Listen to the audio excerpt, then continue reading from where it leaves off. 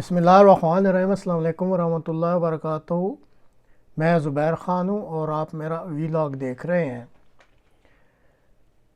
کس نے کہا تھا کہ Lahore university of management and sciences میں چلے جاؤ؟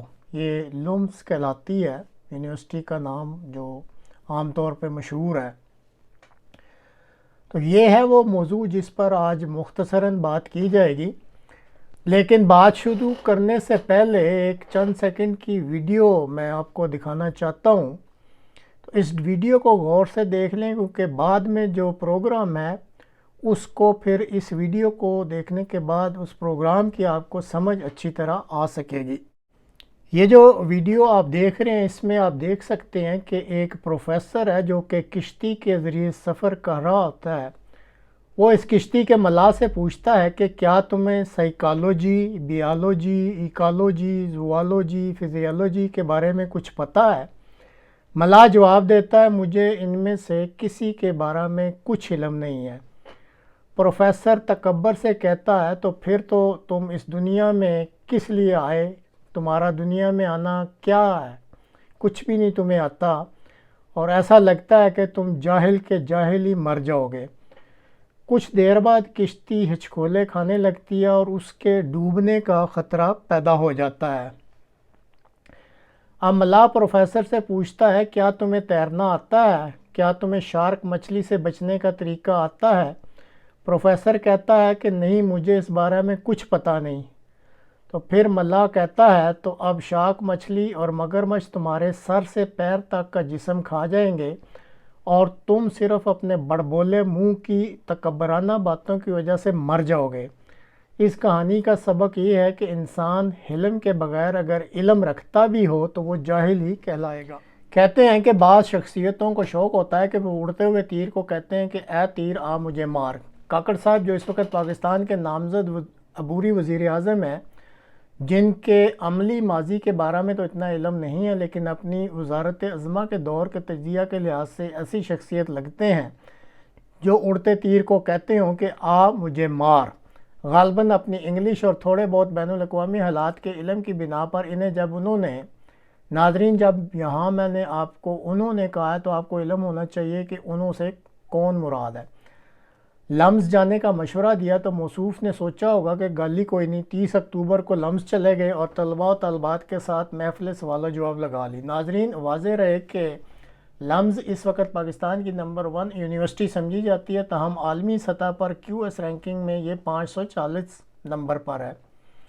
تنگی وقت کے لیے جب وہ اپنے ایم ایس کی طرف بیچارگی سے دیکھتے تھے تو سمجھ آ جاتی تھی کہ سیاحت کو پرواز کے لیے کیا حدود دی گئی ہیں۔ طلباء و طالبات نے کافی سوالات کیے، تاہم ایک غیر جانبدارانہ نقطہ نظر سے دیکھا جائے تو جوابات بہرحال تسلی بخش نہیں تھے۔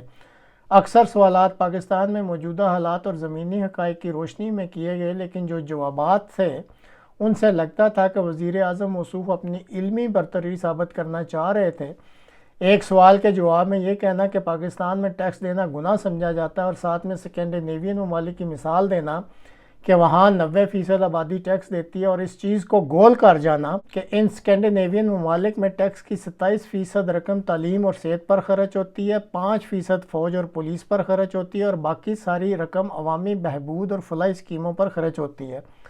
اس کے برعکس پاکستان میں جتنا بھی ٹیکس اکٹھا کیا جاتا ہے، اس کا کتنا فیصد تعلیم پر، کتنا فیصد صحت پر، کتنا فیصد فوج اور پولیس پر، اور کتنا عوامی بہبود پر خرچ کیا جاتا ہے، یہ کسی کو بھی کاکڑ صاحب نے نہیں بتلایا، کیونکہ اس ملک میں ٹیکس پر ہی تو ملک کی اشرافیہ گل چھڑے اڑاتی ہے۔ کاکڑ صاحب فیڈرل حکومت میں موجود سرکاری گاڑیوں کی تعداد اور ان کے پیٹرول پر خرچ ہونے والی رقم ہی بتا دیتے تو پاکستان کے ٹیکس دہندگان جب اپنے ٹیکس کی رقم کا یہ مصرف دیکھیں گے تو ویسی حکومت کو ٹیکس دینا گناہ ہی سمجھیں گے۔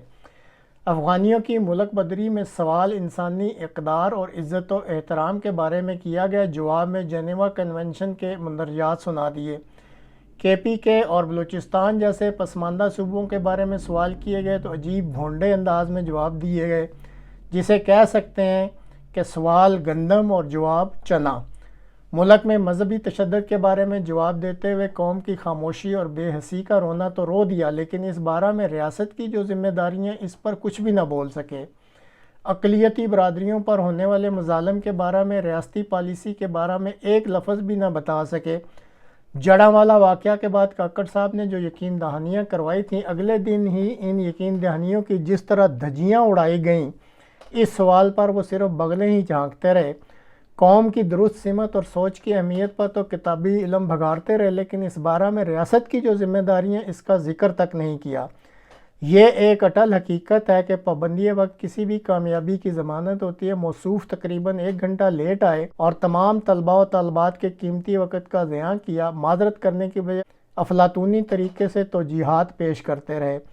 بہرحال مختصراً یہ کہ اس قوم کی بدقسمتی ہے کہ یہاں جو بھی ہے گفتار کا غازی ہے، کردار جو ہے وہ بہت کم کے پاس ہے، یا کوئی بھی نظر ایسا نہیں آتا کہ جو گفتار کا غازی نہ ہو اور کردار والا ہو۔